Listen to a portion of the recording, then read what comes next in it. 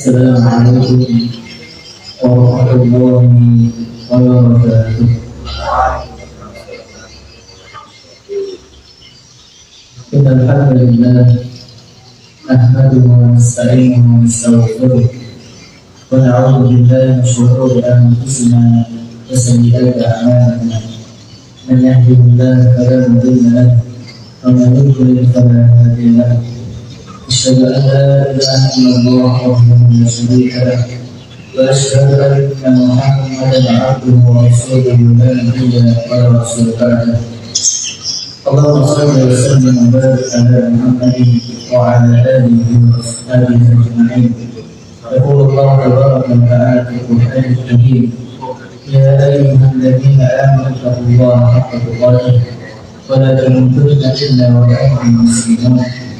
وقال يرفع الله الذين آمنوا منكم والذين أوتوا العلم درجات. Alhamdulillah rabbil alamin. Muslimin Allah Subhanahu wa ta'ala pada waktu dan tempat yang mulia yang berkah ini kita dapat berkumpul bermuajah atas karunia nikmat dan taufik dari Allah Subhanahu wa ta'ala. Ini merupakan salah satu nikmat yang patut kita syukuri, nikmat bermajelis ilmu. Dan Rasulullah SAW bersabda, "Man yuridillahu bihi khairan yufaqihuhu fid-din."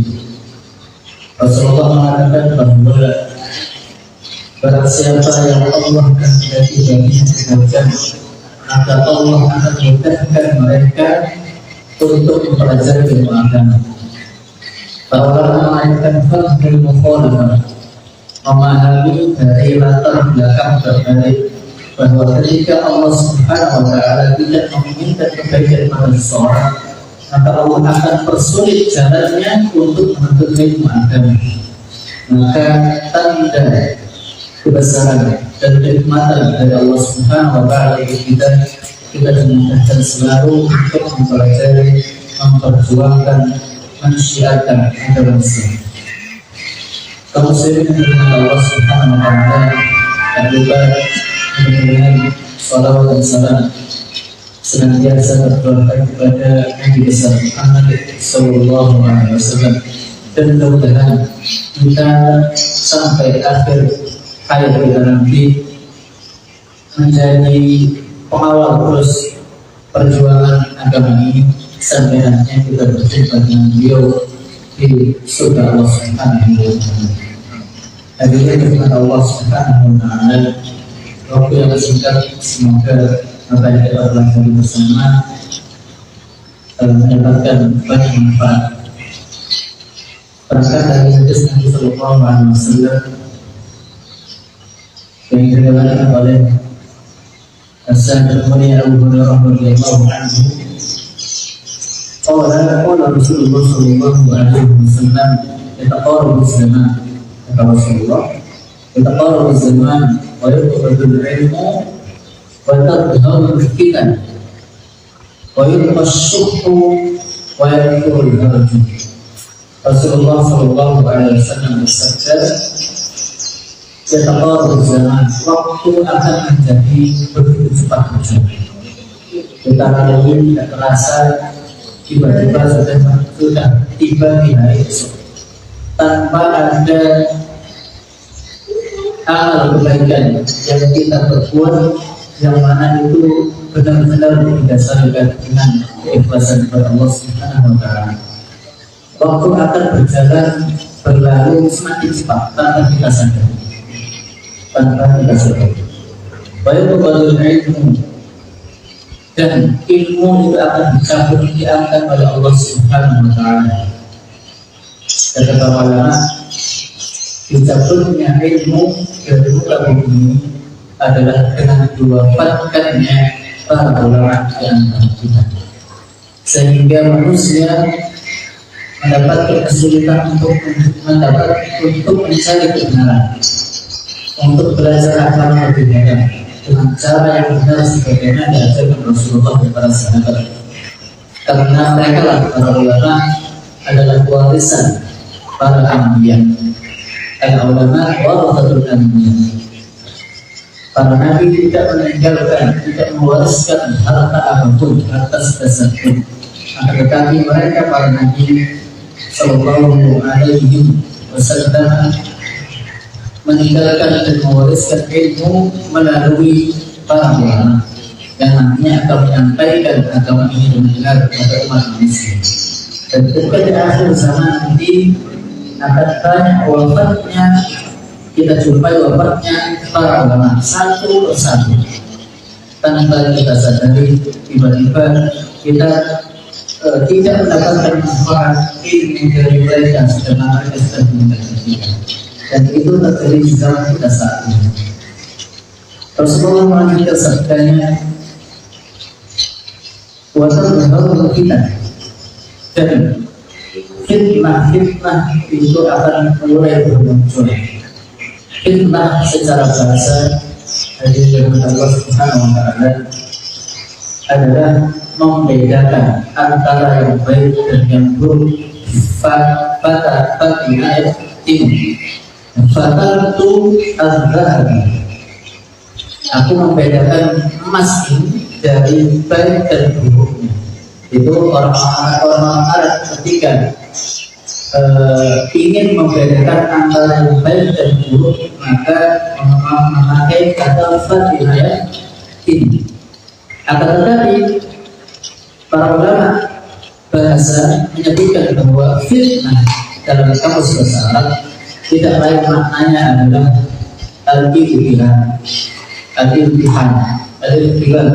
ujian, musibah, cobaan, fitnah. Kita tahu bersama hadir di Allah Subhanahu wa Ta'ala di akhir zaman saat ini mulai bermunculan merajalela fitnah. Nanti insyaallah kita akan terangkan lebih lebar sebagaimana Allah Subhanahu wa Ta'ala sebutkan dalam Al-Quran. Apa saja fitnah ini? Melengkapi hadis ini Rasulullah SAW dalam hadis yang lain, ketika ilmu itu dicabut dan kata Allah Subhanahu wa Ta'ala, maka Rasulullah bersabda, wa yanzilul jahil. Ketika ilmu itu diangkat dari muka bumi, apa yang ada adalah kebodohan, merebaknya dan merajalela kebodohan. Semua orang seakan-akan berhak untuk memberikan fatwa tentang agama. Dan lebih buruknya lagi, walaupun demikian masih ada saja pengikut-pengikut. Ketika ilmu itu diangkat oleh Allah Subhanahu wa Ta'ala dari bumi, maka kebodohan akan merajalela di mana-mana. Yang ada nantinya akan berluasnya ujian dan cobaan yang disebabkan oleh tangan manusia. Hadir kepada Allah Subhanahu wa Ta'ala, Rasulullah menunjukkan sabdanya, "Wa tadhharul fitnah wa yusyuhu," kata Rasulullah. Ketika fitnah itu sudah merebak merajalela di mana-mana di muka bumi, baik dari aspek agama, aspek pendidikan, aspek muamalah, atau dari sifat dermawan. Karena merasa apa yang mereka raih, yang mereka dapatkan adalah hasil jerih payah dirinya sendiri, sehingga menjauhkan dirinya dari berbuat baik kepada saudara-saudara muslim. Dan yang terakhir adalah wa'yafurul harju, dan akan semakin banyak al-harju. Al-harju, Rasulullah SAW ketika menyebutkan kata al-harju, para sahabat bertanya, "Oh, mal-harju ya Rasulullah?" Para sahabat bertanya, "Al-harju, apa yang disebut dengan al-harju ya Rasulullah?" Kata Rasulullah, "Al-qatlu." Al-harju adalah pembunuhan. Ketika di akhir zaman nanti kita saksikan bersama saat ini bahwa pembunuhan terjadi di mana-mana. Walaupun tidak kita saksikan secara langsung oleh kasat mata kita di Indonesia, tapi di negara-negara tetangga kita sudah banyak terjadi. Suriah, Palestina, Mesir, Myanmar, dan lain sebagainya. Yang mana itu dianggap ringan oleh kaum muslim sebagai kaum muslim. Padahal itu menjadi tanda dekatnya kita kepada akhir zaman. Semakin banyaknya pembunuhan, dan tidak ada hentinya. Bahkan karena sebab kasus sepele saja, seorang muslim rela membunuh saudara muslim, padahal itu merupakan dosa besar di dalam Islam. Jadi dari Allah Subhanahu wa Ta'ala, Rasulullah SAW mengatakan tentang fenomena yang nantinya akan terjadi di akhir zaman. Yang kata para ulama ketika menerangkan tentang tanda-tanda dari kiamat, baik itu secara nas dari Al-Quran dan Sunnah maupun secara fakta kehidupan, mereka menyebutkan bahwa kita saat ini berada di akhir zaman. Karena semakin banyak fitnah, ujian, musibah, dan itu menunjukkan dekatnya kita kepada hari kiamat. Hadirin dari Allah Subhanahu wa Ta'ala, sejatinya dunia ini merupakan fitnah bagi kita kaum muslimin. Rasulullah bersabda, "Ad-dunya sijnul mu'min wa jannatul kafir." Dunia merupakan penjaranya kaum beriman. Artinya mereka akan mendapati banyak ujian, banyak cobaan, banyak musibah. Dan dunia merupakan surganya kaum kafir. Mereka dibiarkan oleh Allah Subhanahu wa Ta'ala bersenang-senang, menuruti hawa nafsunya. Surga bagi mereka, mencari kekayaan sepuasnya, mencari kebahagiaan sepuasnya, dan nantinya mereka akan disiksa di akhirat kelak dengan siksaan yang sangat pedih. Itu kata Rasulullah SAW. Maka sejatinya kita sebagai seorang muslim, ketika seorang mukmin, ketika memaknai dunia ini adalah merupakan darul ibadah, darul mu'minah, tempat kita diuji. Allah Subhanahu wa Ta'ala sebutkan di surat Al-Baqarah, di surat Al-Anbiya, dan di surat Al-Qur'an. Allah berfirman, "Wa lanabluwannakum bisyai'in minal khawfi wal ju'i wa naqsin minal amwali wal anfusi wath thamarat wa basyyiris sabirin." Bahwa Allah itu bersumpah, berjanji akan menguji kalian kaum beriman. Kullu nafsin dha'iqatul maut wa nabluukum bisyarri wal khairi fitnah wa ilayna turja'un. Kata Allah Subhanahu wa Ta'ala di dalam surat Al-Anbiya 17, setiap yang bernyawa pasti akan merasakan kematian. Wa nabluukum bisyarri wal khairi fitnah. Kata Allah, kami akan menguji kalian, baik itu dalam keadaan senang ataupun sedih.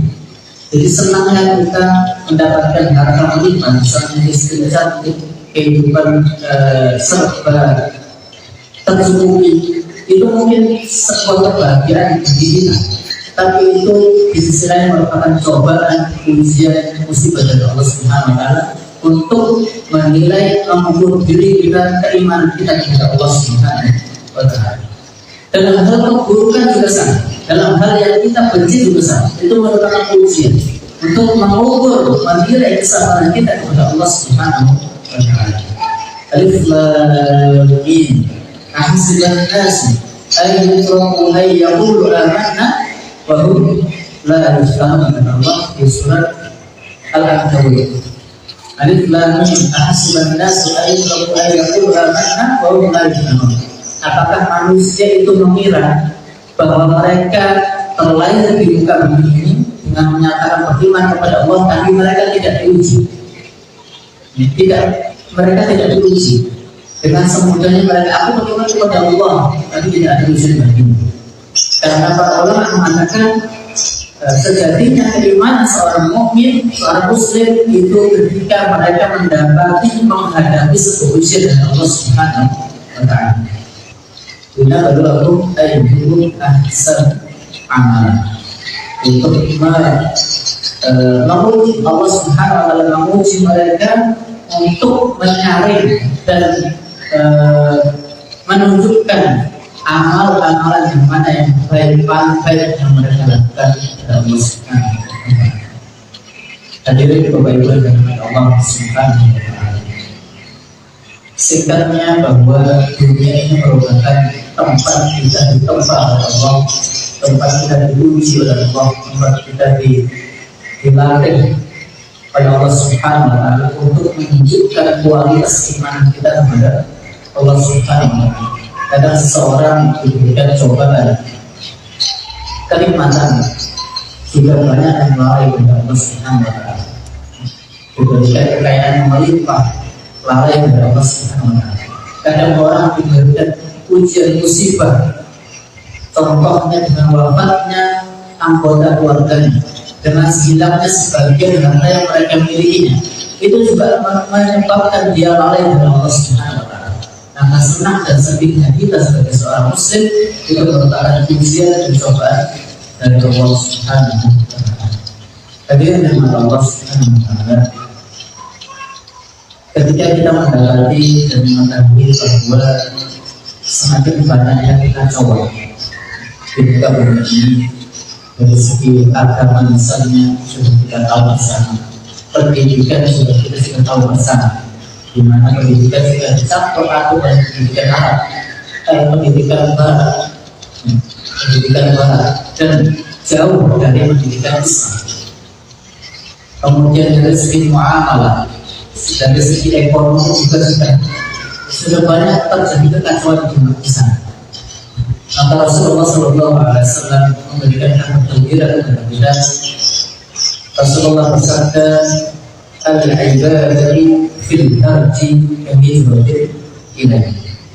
Ini yang menjadi tema kita malam ini. Ibadah di zaman yang penuh fitnah, ya, seperti hijrah kepadanya. Rasulullah memberikan kabar gembira. Ibadah di zaman yang penuh fitnah itu seperti hijrah kepada Rasulullah Sallallahu Alaihi Wasallam. Bapak Ibu dirahmati Allah Subhanahu wa Ta'ala, ibadah dari kata abida ya'bud, menghamba, menyembah kepada Allah, dan itu merupakan tujuan kita diciptakan di muka bumi. Wama khalaqtul jinna wal insa illa liya'budun. Dalam surah Al-Baqarah, tidaklah aku ciptakan jin dan manusia kecuali hanya untuk beribadah kepada Allah Subhanahu wa Ta'ala. Bapak Ibu dalam Allah Subhanahu wa Ta'ala, kata Ibnu Taimiyah rahimahullah, ibadah secara istilah adalah segala ucapan dan perbuatan, baik itu zahir maupun batin, yang diniatkan untuk ibadah kepada Allah Subhanahu wa Ta'ala.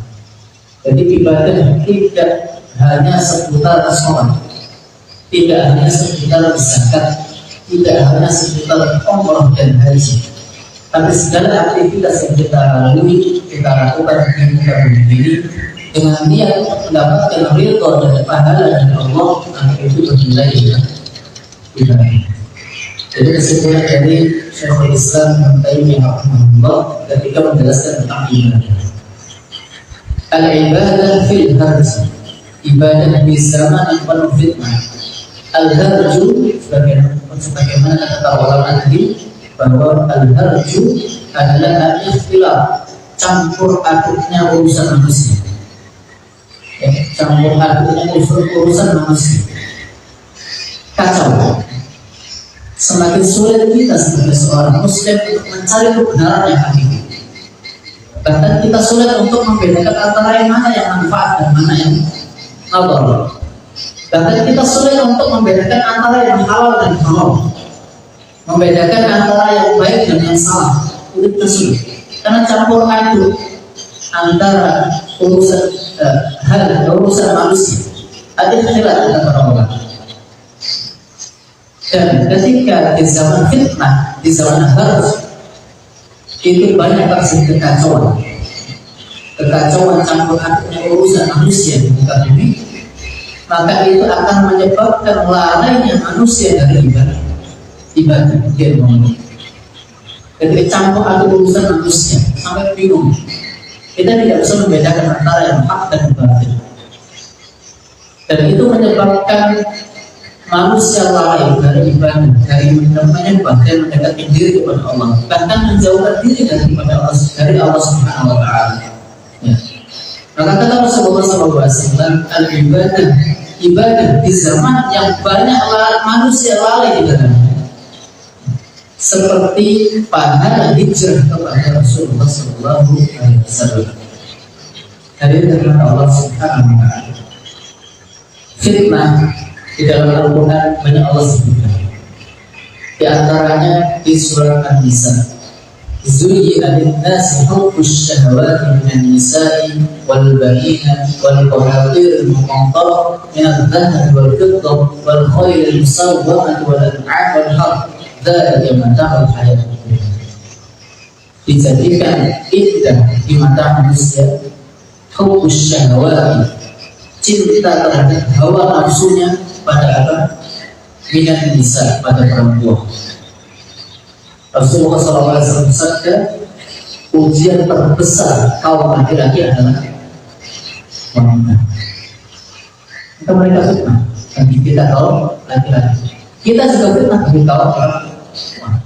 Sebaliknya, yang disebut para ulama fahmul mukhalafah, memahami dengan secara terbalik. Ketika Rasulullah menyatakan bahwa wanita adalah fitnah terbesar bagi laki-laki, maka sebaliknya laki-laki juga menjadi fitnah terbesar bagi perempuan. Karena tujuan Allah Subhanahu wa Ta'ala menciptakan manusia di muka bumi ini adalah berpasangan. Dengan Allah sebutkan dalam Al-Quran. Zuyyina lin-nasi hubbus syahawati minan nisa'i wal banin. Berapa banyak orang gila karena perempuan, dan berapa banyak orang gila karena laki-laki. Mereka fitnah terbesar bagi kita, khususnya kaum laki-laki. Hubbus syahawati minan nisa'. Berapa banyak orang menjual agamanya, menjual akal sehatnya karena perempuan. Wal banin, dan anak-anak. Banyak di antara kaum muslimin merasa bangga diri, bahkan menyombongkan diri dengan keberhasilan dan kesuksesan anak-anaknya. Bahkan lalai dari ibadah kepada Allah Subhanahu wa Ta'ala. Waktu banyak terbuang dengan bermain bersama anak-anak kita, sehingga kadang sholat kita tidak sesuai dengan waktunya. Wal banin wal qanatir muqantarah, dan harta melimpah. Dimulai dari korun sampai ketika ada harta temuan di bawah tanah disebut dengan harta karun. Dikisahkan bahwa kunci apa namanya, penyimpanan harta saja perlu digotong oleh beberapa orang, saking kayanya dia. Akan tetapi justru dengan kekayaan yang tinggi melalaikan dirinya dari Allah Subhanahu wa Ta'ala. Wal qanatir al-muqantarah min adh-dhahabi wal fiddati, baik itu emas maupun perak. Min adh-dhahabi wal fiddati wal khayl al-musawwamah, dan kendaraan. Berapa banyak orang tertipu dan terfitnah dan terpuji oleh kendaraan yang dia miliki, sampai tidak ada rasa puas untuk memiliki banyak kendaraan, sehingga menyebabkan iri, dengki, dan tetangga dan saudaranya, dan lalai bahwa itu merupakan titipan dari Allah Subhanahu wa Ta'ala. Karena sebanyak manusia yang mendapatkan atau memiliki kekayaan melimpah, mereka mengaku bahwa itu hasil dari jerih payahnya sendiri, tanpa melibatkan Allah Subhanahu wa Ta'ala dalam kesuksesan. Wal qanatir al-muqantarah min adh-dhahabi wal fiddati wal khayl al-musawwamati wal an'am. Bagaimana dengan Allah Subhanahu wa Ta'ala? Allah Subhanahu wa Ta'ala menyebutkan binatang ternak itu menjadi ujian dan cobaan bagi manusia. Kita saksikan di sekitar kita, mohon maaf, banyak orang yang mencari makan buat ternaknya sampai lari sholat, lupa sholatnya karena sibuk dengan hewan ternaknya. Yang meskipun Allah sebutkan bahwa binatang ternak itu banyak manfaat yang bisa kita ambil, sebagaimana Allah sebutkan di surat An-Nahl ayat 14. Wal an'ama khalaqaha lahu fiha dif'u wa manafi'u katsirah, kata Allah. Dan binatang ternak aku ciptakan bagi kalian, darinya kita bisa mengambil kehangatan, dif'un, dari kulit binatang ternak. Binatang ternak Di antaranya kurban, sapi, kambing. Kita bisa ambil manfaatnya begitu banyak dari binatang ternak. Bagaimana berkasih kepada Allah Subhanahu wa Ta'ala. Akan tetapi di sisi lain justru binatang ternak itu menjadi fitnah, ujian bagi manusia itu sendiri. Hadirin kepada Allah Subhanahu wa Ta'ala. Setelah binatang ternak Allah sebutkan wal-an'am wal-harth. Wal-harth itu tanaman, perkebunan, pertanian. Itu juga banyak kelalaian manusia dan menjadi fitnah tersendiri bagi manusia. Allah Subhanahu wa Ta'ala sebutkan pula fitnah di dalam Al-Quran juz 28. Innama amwalukum wa auladukum fitnah. Sesungguhnya harta-harta kalian dan anak-anak kalian merupakan fitnah bagi kalian. Bagaimana dengan Allah Subhanahu wa Ta'ala? Sangat banyak hal-hal yang kita lalui di dunia ini justru melalaikan kita dan menjauhkan kita dari Allah Subhanahu wa Ta'ala. Maka sebagai bentuk kabar gembira dari Rasulullah ketika banyak manusia lalai dari ibadah, sibuk dengan dunia, sibuk dengan hartanya, sibuk dengan jabatan, sibuk dengan anak-anaknya dan kekayaannya, maka di antara mereka tidak ada manusia yang menyibukkan diri dengan ibadah. Karena sangat sedikit, sangat sedikit sekali nantinya ada manusia yang menyibukkan diri dengan ibadah. Karena banyak manusia, mayoritas manusia itu menyibukkan diri dengan dunia, hingga lalai dan menjauhkan diri dari Allah Subhanahu wa Ta'ala. Ketika ada manusia yang menyibukkan dirinya dengan ibadah, maka ibadahnya itu menjadi ibadah yang bernilai pahala besar di sisi Allah. Sampai Rasulullah SAW umpamakan seakan dengan pahala hijrah kepada Nabi SAW. Hadirin kepada Allah Subhanahu wa Ta'ala. Sisi persamaan, kita bahas tentang sisi persamaan. Kenapa ibadah di zaman penuh fitnah kok sama dengan ibadah, sama dengan hijrahnya Nabi dan para sahabat dari Mekah ke Madinah? Para ulama menyebutkan dua sisi persamaan. Yang pertama adalah karena di zaman hijrah waktu itu, di zaman awal mula Islam muncul di negara Arab, Mekah khususnya, maka mereka Rasulullah khususnya sangat mendapatkan kesulitan untuk mendakwahkan Islam itu sendiri, sehingga hanya sedikit sekali di antara mereka yang mengikuti Islam, sedikit sekerombolan kaum muslimin yang mau menerima dan membela Rasulullah SAW, sangat sedikit. Makanya waktu itu masih menjadi negara kafir. 13 tahun Rasulullah SAW mendakwahkan agamanya, menanamkan tauhid di kota Mekah. Itu pun tidak banyak yang mengikuti Rasulullah SAW. Sangat sedikit sekali. Yang namanya negara kafir tentu menjadi negara fitnah bagi kaum muslimin. Mereka tidak mendapatkan keamanan dan kenyamanan dan ketenangan dalam ibadah kepada Allah Subhanahu wa Ta'ala. Fitnah tersebut. Maka ketika ada orang di zaman penuh fitnah ini, sehingga mereka segerombolan sedikit tadi menyibukkan diri dengan ibadah, maka salahnya mereka mendapatkan pahala hijrah kepada Nabi Sallallahu Alaihi Wasallam. Maka ketika hijrah waktu itu sangat beratnya hijrah dari Mekah ke Madinah, sehingga rela meninggalkan segala apa yang dimilikinya selama di Mekah. Berat berat sampai orang tua pun harus ditinggalkan karena masih kondisi kafir. Anak istrinya pun ditinggalkan, terpaksa ditinggalkan. Harta yang dia milikinya selama di Mekah itu pun terpaksa harus ditinggalkan. Di antaranya Abdurrahman bin Auf, termasuk orang terkaya di Mekah.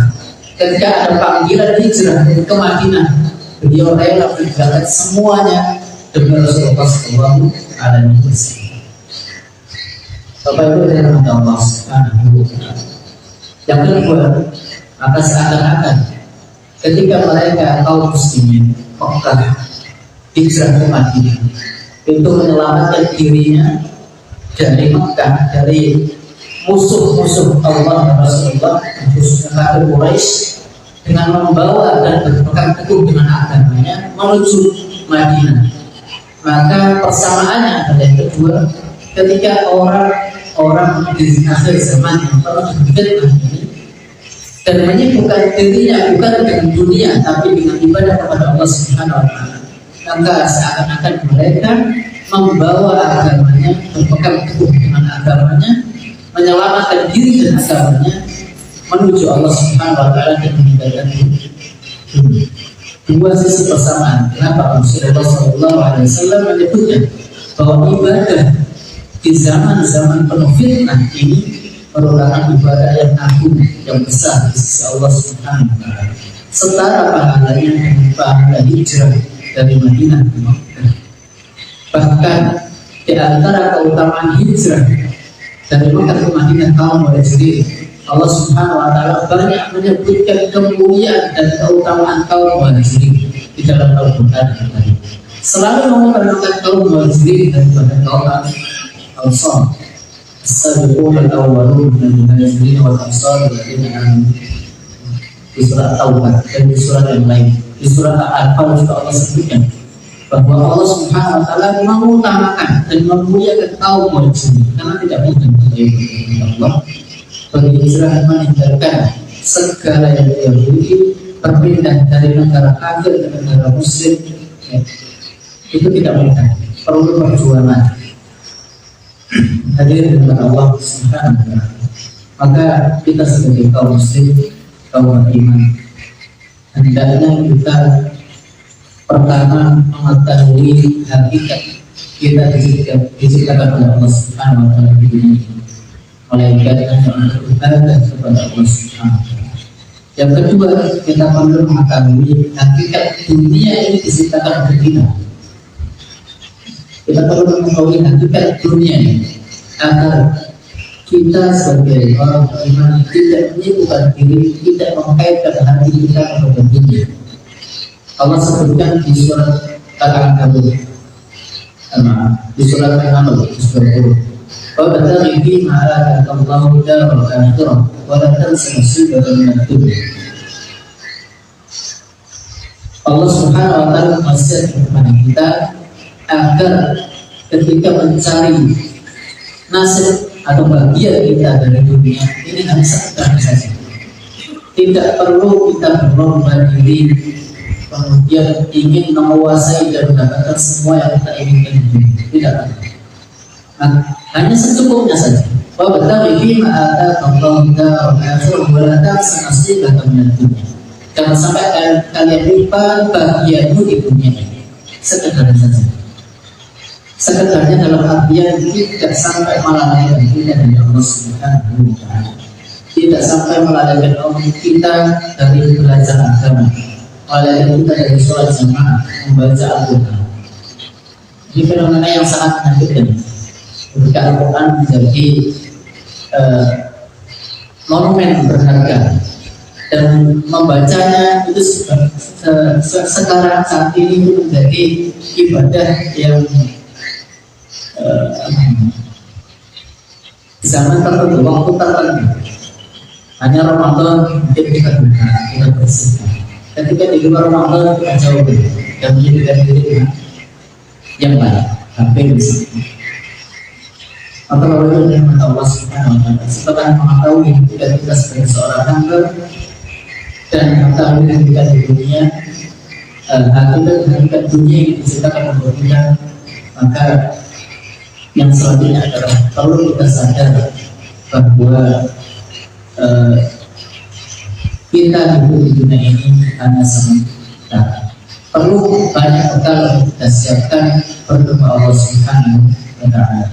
Allah Subhanahu wa Ta'ala berfirman, "Wa tazawwadu fa inna khayra zadi taqwa." Dan berbekal.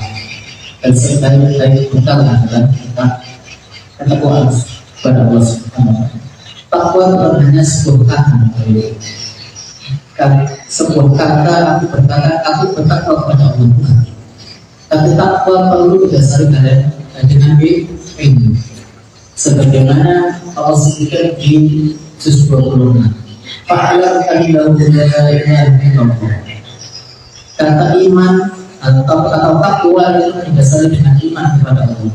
Kalimat beriman, kata iman itu tidak lepas dari syahadat la ilaha illallah Muhammad Rasulullah.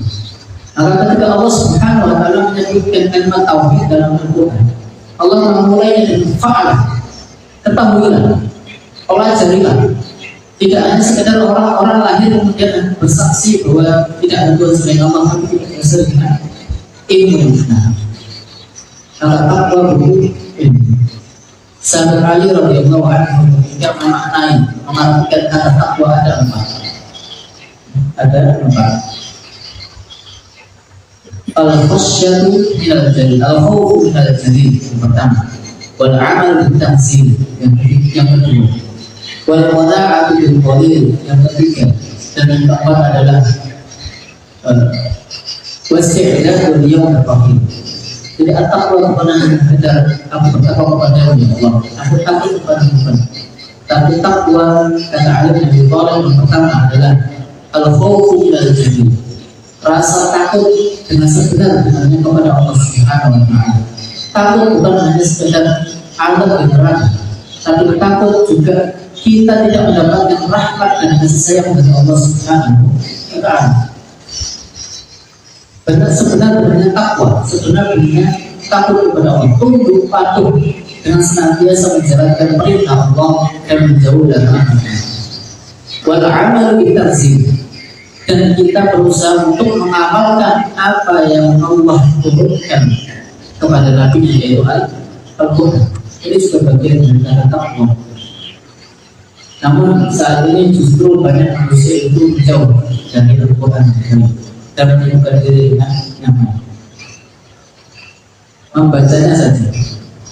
Banyak kaum muslimin itu lalai. Bagaimana dengan pelajaran? Sedangkan sumber ilmu agama adalah dalam Quran.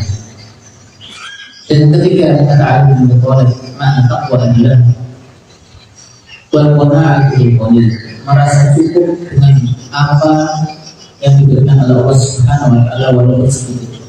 Karena itu merupakan bagian dari keimanan kepada Allah, yaitu iman kepada Allah wal qadar. Sedikit atau banyaknya yang Allah berikan itu merupakan bagian jika Allah bertuhan untuk maka perlu kita syukuri walaupun itu iman kita sedikit. Dan yang terakhir Bapak Ibu yang Allah Subhanahu wa taala, makna takwa adalah wasti'dadu liyaumil akhir, mempersiapkan diri untuk hari perjalanan, hari pertemuan dengan Allah Subhanahu wa taala. Itu bagian dari pengetahuan dan pemahaman kita terhadap hakikat dunia atau hakikat dunia menciptakan manusia. Kepada Allah Subhanahu wa taala, Tuhan ini menjadi nasihat wasiat bagi kita bersama. Semoga Allah Subhanahu wa taala berikan kita selalu beristiqomah untuk berpegang teguh atas hidayah yang diberikan Allah Subhanahu wa taala. Dan Allah Subhanahu wa taala memberikan kita selalu hidayah dan taufiknya untuk berjalan pada jalan yang benar dan berteguhkan kita di atas kebenaran Islam sampai nantinya kita dipertemukan oleh Allah Subhanahu wa taala. Cukup dari saya pribadi apabila ada tahu perbuatan yang berkaitan dengan hadirin dan Allah mohon dimaafkan. Wal-'afwu minkum wa khairul kalam. Assalamualaikum warahmatullahi wabarakatuh.